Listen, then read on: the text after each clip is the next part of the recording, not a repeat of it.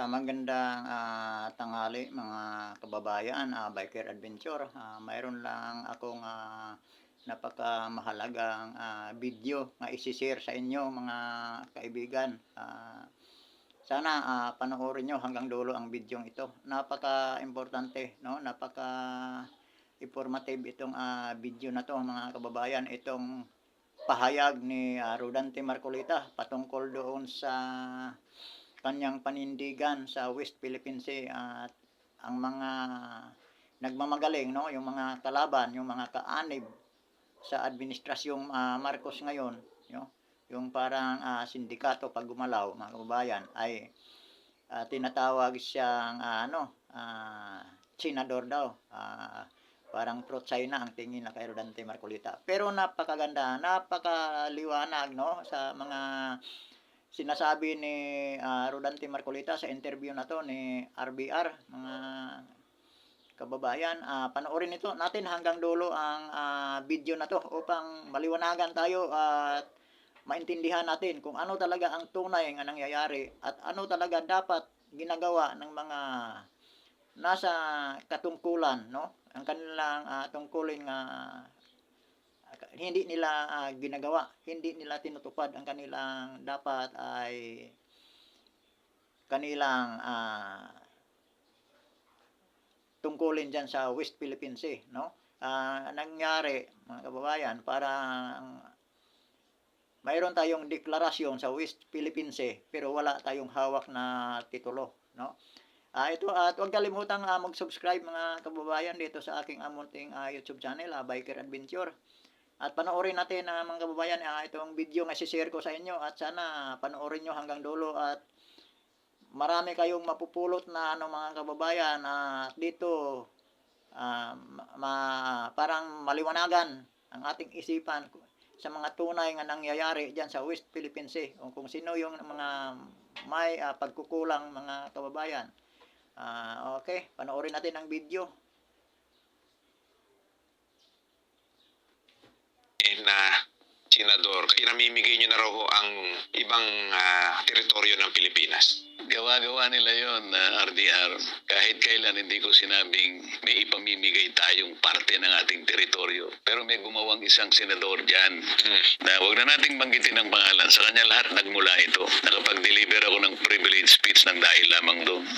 Ikinuwento ko kung paano niya in-splice ang isang video na kanyang ginawa upang ipakita niya di umano na ako ay nagsusurrender ng isang parte ng ating teritoryo. Kailanman, RDR, hindi ko inisip yun. So bakit nyo ho nabanggit yung tungkol doon sa West Philippine Sea at sa teritoryo? Ano ba ang katotohanan dito?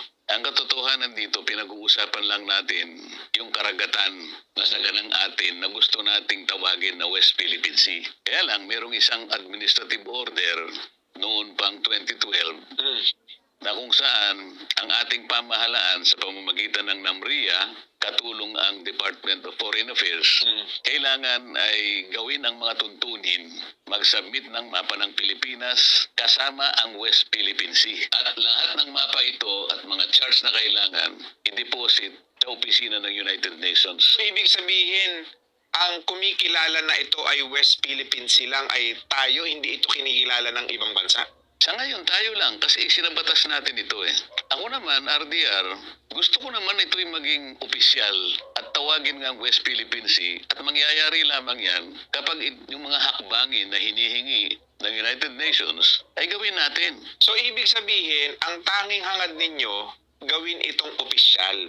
Yun ang punto ninyo. Yun ang punto ko kasi kahit sinasabi mong West Philippines, tayo lang ang nagkakaalaman, tubig yun na pinapapalooban ng maraming mga transaction na international, yung maritime navigation, mga ganyan, yung overflight, kasi kasama siya sa South China Sea.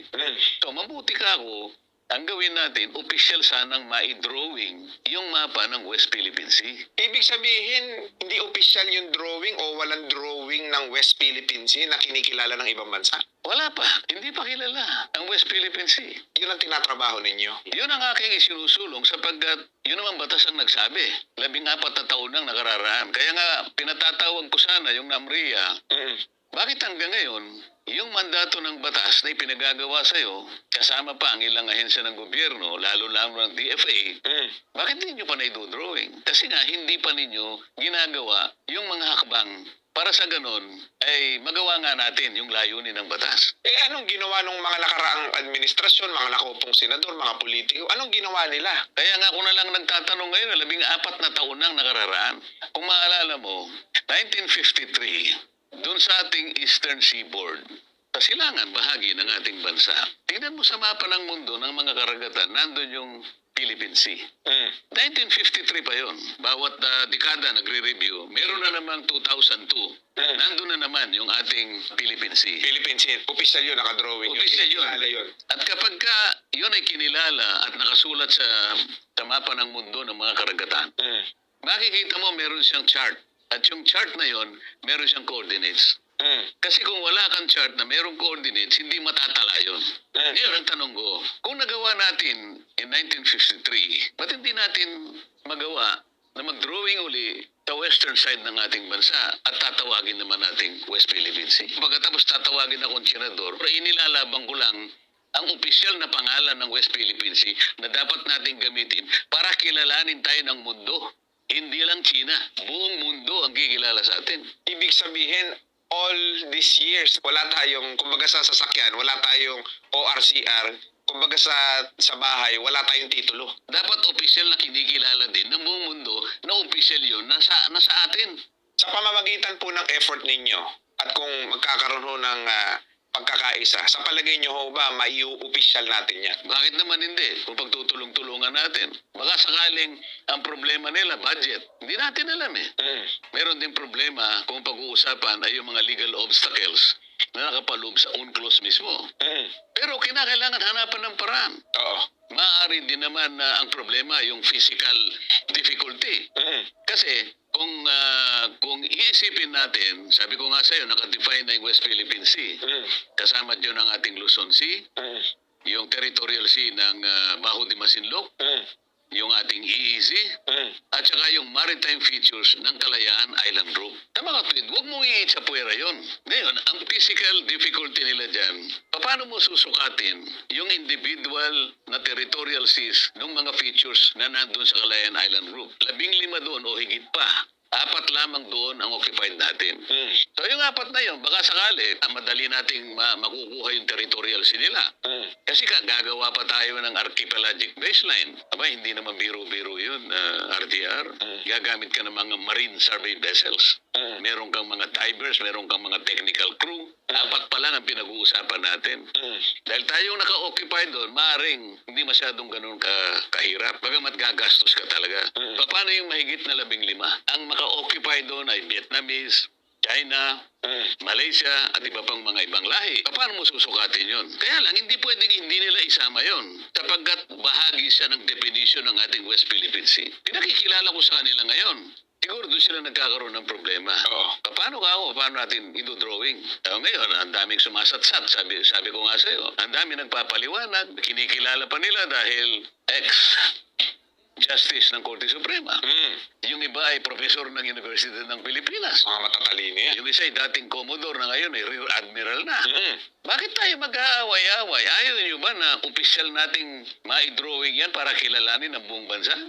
Ibig ba sabihin magkakaroon ng advantage ang China sapagkat na-drawing natin? Namimita ng magandang halimbawa, sa Vietnam na isa rin sa mga occupants ng ilang mga bahagi ng South China Sea. Maraming claimants tayo dyan Pilipinas, China, Taiwan, Vietnam. Meron silang pinagtalunan ng China. Yung isang bahagi ng karagatan ng South China Sea na malapit sa kanila, tinawag ng Vietnam na Gulf of Tonkin. Matagalan ang laban yan. Nagtagumpay yan, yung Vietnam. Ngayon, pag titingnan mo yung mapa ng South China Sea, sasabihin ng Vietnam, ano pre, di ba nakasulat na Gulf of Tonkin? Ayaw ba natin na ganun din ang mangyari sa atin? Pwede sasabihin natin sa China, pre, nakasulat na West Philippine Sea. Nakadrawing na, kagaya rin ng Gulf of Tonkin. Anong senador ang sinasabi nila, RDR? Nilalabang ko yung opisyal na pangalan ng West Philippine Sea. At pag ito ay naging opisyal, kahit kailanman, wala na silang karapatan na maglayag doon at bulihin yung mga mangingisda natin, mga naghahanap buhay doon, mga nakatira. Ibig ko sabihin, magiging matatag Oo.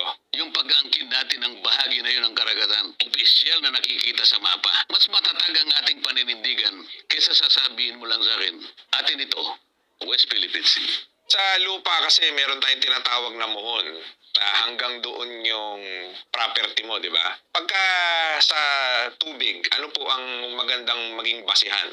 Kaya nga, may regular silang pasabi ng opisina ng UN Secretary General, maski na yung UN General Assembly. Mm. O yung mga requirements ng ating mga coordinates, kailangan isinasubmit nyo rito. Mm.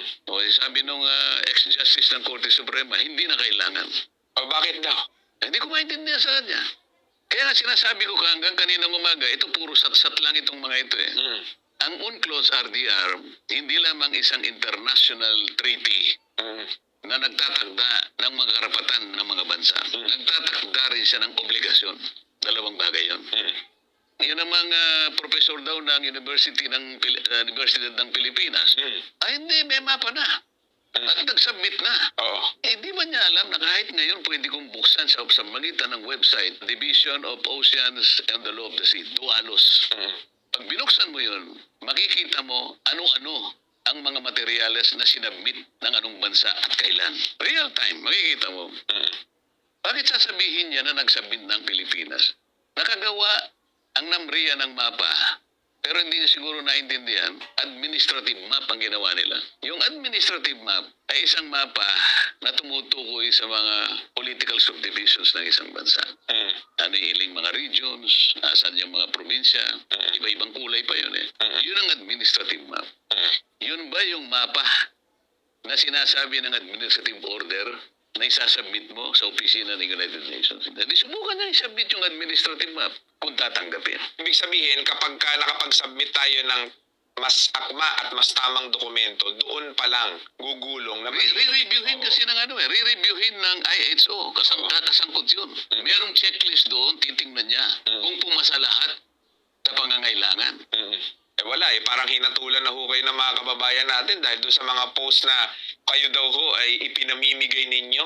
Hindi siguro ang kababayan natin na bumatol sa akin, mangilan-ngilan lang na nagpapanggap na kunwari nagmamahal sila sa kanilang bansa. Sino kaya yung mga yan? Makikilala mo rin sila kung sino-sino sila. Grabe. Kasi ang hindi naiintindihan ng marami, mga kababayan, mga boss, mga amo namin, basta na lang kayo comment ng comment sa social media nang hindi ninyo nauunawaan kung ano ba talaga yung tunay na ipinaglalaban ni Senator Marcoleta. At kinakailangan nating matuntun, bakit ayaw ninyong ma-drawing? Kayo ang tinutusan ng batas. Hindi ba kailangan sumagot kayo? Sagutin ninyo. Bakit makalipas ang 14 na taon, hanggang ngayon, yung inihingi ng batas at ang kautusan na ibinigay sa inyo, bakit wala kayong ginagawa? Kaya sana gusto ko silang ipatawag eh. Patatawag ko sana sila. Pero I'm sorry, Senator, parang ngayon medyo parang gaslighting na yung nangyayari dun sa iba ninyong mga kasama eh. Kasi parang pinipersonal na kayo masyado, hindi na nakatuon dun sa mga issue, kakamukha lang nung halimbawa. Mangilan-ngilan lang naman yan. Kilala mo naman sila eh. Oo. Marami rito na nakakaintindi. Oo. Yung mangilan-ngilan na pinili nila na sasabihin na nating magpasikat na parang akala mo sila lang ang patriotic. Oo. Parang akala mo nagmamahal sa bansa. Mm. Pero ayaw naman nila akong samahan. Ayaw nila yatang magkaroon ng opisyal na pangalan na nakadrawing mismo. Hindi lang makita natin South China Sea. Gusto ko rin makita nakalagay West Philippine Sea. Ganito ang ginawa nila. Nagdrawing nga sila ng West Philippine Sea. Sila lang. At ito ay sinabmit nila sa tribunal. Pero yung dinrawing nilang West Philippine Sea, hindi nila sinama yung karagatan ng Kalayaan Island Group. Sila ang hindi nagsama. Sila hindi nagsama. So, nagtaka ka ngayon. Ganon. Ngayon, nabanggit ang mga features na nasasakop ng Pilipinas. So, yung mga features ng Kalayaan Island Group, nakita ng tribunal, arbitral tribunal, na malayo, labas pala sa ating exclusive economic zone. So, gumawa sila ng drawing. At mula sa drawing na yon, nilagay nila West Philippine Sea. Kitang-kita mo eh, West Philippine Sea, puti yung kulay eh. yung blue na nandun na yung ibang features ng Calayan Island Group, blue na, ibig sabihin Hindi high tama. seas. High seas. Oo. Ngayon, nung unang tanong ko sa kanila, sinong gumawa nito? Ang gobyerno natin. Sinabit nila sa tribunal, kasama si Justice Carpio, nung isubmit yun. Ang daming mapa, isa-isa nilang nilagay yung mga features ng Calayan Island Group para ngayon masukat yung layo niya sa ating archipelagic baseline. Mm. Nagtataka ako, nung isubmit nila yung drawing, wala yung karagatan ng Calayan Island Group. Sino ngayon ang naghiwalay? Ako o sila? Grabe to, mga kababayan. Di ba? Yung mga akala natin, so-called patriotic. Mag-ingat sila dyan. Baybayin mo yung EDSA kung hindi pa nila inalis yan. May mga digital billboard sila. Mm. Hindi ko nila lahat, mga ilan-ilan lang. Mm. Makikita mo sa digital billboard. Nandun ang kanya litrato. Mm. Malaki. Mm. WPS, sabi niya. Atin ito. Yun ang kanilang patakaran para ilaban ang atin. Puro propaganda. Ako ang gusto ko, tahimik. Official. Pero official nating itala. Yun. Pagtulong-tulungan natin. Mm. Malay nyo ako rin makatulong sa munti kong kakayahan. Kasi, baka hindi nila alam, high seas na ang pinag-uusapan, RDR eh. Ang daming legal obstacle. Sabi ng tribunal, hindi nyo basta-basta may include yung Calayan Island Group. Kasi sa layo ng bawat isa, malalabag ninyo kanya yung Article 89. Mm. Alam mo ba kung ano yung Article 89? Ano po yun? Ito yung high seas. Mm. No one can appropriate the high seas. Tatawid ka eh. Nasa high seas na sila eh. Pagkatapos, meron pang Article 7. Hindi mo magagamit kanya yung straight baseline. Mawawala ka sa general direction ng iyong coastal shape. Meron pang Article 47. Sabi ng arbitral tribunal, hindi mo rin mamimit ang requirements ng land to water ratio dahil masyadong magkakalayo. Ito yung mga legal obstacles. Yeah. Pero ako, sa konti kong nalalaman, dahil tayo nagbabasa talaga, may pangyayari sa mundo, may mga bansa sa mundo na gumawa ng paraan. Kung hindi nila alam, Ipipresenta niya yun. sasabihin ko sa kanila, dahil ako gusto ko makatulong eh. Mm. Pagkatapos ako pang sasabihin na, ano yung sabi mo? Senador. Senador. Nakakatawa itong mga taong ito. Hindi ba masyadong political na ngayon imbis na unahin ang interest ng bayan? Mangilan-ngilan lang naman yan. Oo. Siguro, masyado sila nakapokus sa 2028. Hindi bali, yung mga tao, alam na nila. Oo. Ito Alam na nila. Ako, nararamdaman ko, alam na nila. ang problema natin ngayon, Sen, yung 8 buwan na. Yung flood control na yan. Hindi. Sabi, may ipapakulong na malalaking tao. Nakulong si Senator Bong Revilla. Mabukod doon, yung mga malalaking isda talaga na ine-expect ng tao na sila talaga yung dapat may pananagutan dito. Ang puntuhan natin dyan, yung humaba ng humaba ang panahon. Mm. Ginagawa lahat ang paraan para mailihis sa katotohanan ng dapat puntahan. Baka paabutin nila ng 2028 yan. Maaari. Pero sabi ko nga sa'yo, ang taong bayan naghihintay. Ang taong bayan naghahanap ng kasagutan sa napakaraming tanong. Mm. Hindi lamang simpleng tanong ito, RDR. Saan na po napunta ang kabang bayan? Nanilimas. Nilimas. Yan po ay nakalaan para sa tao. Bakit po nilimas? At ngayon wala kayong maibigay sa amin na kasagutan. Mm. Kailangan bang humaba ng humaba yan? Yun lang ang pinupunto ko sa bawat i-call out ko. Kung sino man ang dapat na managot dito. Mm. Hindi ko sila tinitira ng personal. Mali ang sinasabi niya na Personal. paborito ko siyang tinitira. Hindi. Ang pagtira ko ay pagpapaalala kung anong dapat mong gawin. Mm. Dapat ikaw ang namumuno ng komite na siya ang nakatutok dito. Mm. Nakita niyo ba kung tumira ako ng personal? Hindi. Pinapaalala ko, ba't hindi mo tinawag si ganito? Si ganito, tsaka si ganyan. Napakarami nito. Personal ba yun? Hindi. Pinakikita ko, pinaalala ko sa kanya, sapagkat ito'y sagutin mo sa taong bayan. Kasi ang buong akala ko nun, magkasangga tayo eh. Ang hanapin natin, malalaking isda. Mm. Sinabi ko na sa'yo, hindi sapsap ang ating tinutukoy dito. Hindi butete. Mm. Yung may utak dito. Sino yung mga utak dito? Sino yung malalaking isda? At sinabi mo rin, nanindigan ka kung nasa ng ebidensya. Doon natin tutuntunin. Sen, nasa na si Gutesa ngayon? Nawala parang bula. Ganun ang ginagawa nila eh. Lahat ng titindig na magmamalasakit para sa taong bayan, para maapuhap natin ang katotohanan Kung sino talagang may sala dito, ganun ang ginagawa nila. Yung 18 Marines na tinawag pa nilang 18 Marites, bakit hindi man lang naimbitahan ni isa sa kanila? Okay na nga ako ngayon. Dahil kahapon do sa aming pagtatanungan, na wala na siyang maisagot na mabuti hanggang sa aking palagay, ay umamin na rin na kailangan talagang tawagin. Hindi lamang yung 18. Maliban pa sa 18, meron pa akong mga binanggit na mga crucial na pangalan sapagkat ito'y pagmumulan ng mga ebidensya. Para sa ganun, magawa natin yung ulat na gusto nilang gawin na sa ngayon isa pa lang ang pumipirma. Partial report. At ang gusto pa nila pumirma ako. Paano ako pipirma sa isang partial report at hindi pa naman natawag ang lahat ng dapat tawagin? Kailangan natin buuin muna. So nangako sila, payag daw siya na buksan muli. Nung tinanong kung kailan, hindi na naman nakasagot. Pero ang taong bayan nakikinig eh. Ang taong bayan nakikita. Hindi ako namemersonal. Ang aking gustong mangyari, gawin mo ang pananagutan mo. Sapagkat ang taong bayan naghihintay sa iyo. Ngayon ho, dahil sa nangyayaring gera dyan sa Middle East at talagang sumipa ang halaga ng petrolyo, sa palagay niyo ho ba kung yung mga nakorap na pera na yan naitipid natin, meron sanang pangtulong? Sana hindi ganyan kalaki siguro ang epekto.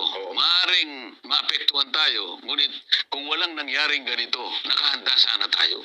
Hindi sana ganyang kahapdi ang maaaring ihampas sa atin ng problema ang kinakaharap natin. Ngayon, parang hubad ang tao sa nakaambang mga panganib. Hindi lang pang-ekonomiya ito Sa lahat ng bahagi ng ating national life, tatamaan tayo rito. Yeah. Transportation, agriculture, manufacturing, industries, lahat lalong-lalo na yung mahihirap. Sana hindi nangyari ito. Merong tayong kahandaan sana. May sapat tayo sanang pananggalang. Bagsak ang ating ekonomiya. Tsaka darating ang ganitong klaseng problema. Ito yung aking inaalala. Pagkatapos, maghahalok-kip-kip pa ng mga kamay. Hindi delay, foot dragging. Bakit? Sinong kinatatakutan mo? Sino sinasalag mo? Saan mo gustong dalhin ang pag-uusap na to? Nahalata ng tao ito. Hindi ako namemersonal. Ngunit palagi akong magpapaalala kahit sino man ang tamaan. Sapagkat ang aking tinutukoy palagi, yung direksyon papunta sa ikahanap ng lahat ng may kasalanan sa nangyaring ito. Masyado raw ho kayong obsessed. Nabanggit niya pa doon sa isang interview na parang napupugian yata kayo sa kanya or mas pogi yata siya sa inyo. Parang ganon. Obsess ako hindi dahil sa kanyang katauhan. Obsess ako doon sa ikagaganap sa tungkulin na hinahanap sa kanya ng mamamayan. Talagang ako'y magbabantay pagka doon. Nakasalalay dyan kung paano natin ibabawi ang nangyari sa ating mga mamamayan. Yung pagkakalimas ng ating kabangbayan. Yun ang binabantayan ko. So obsessed kayo.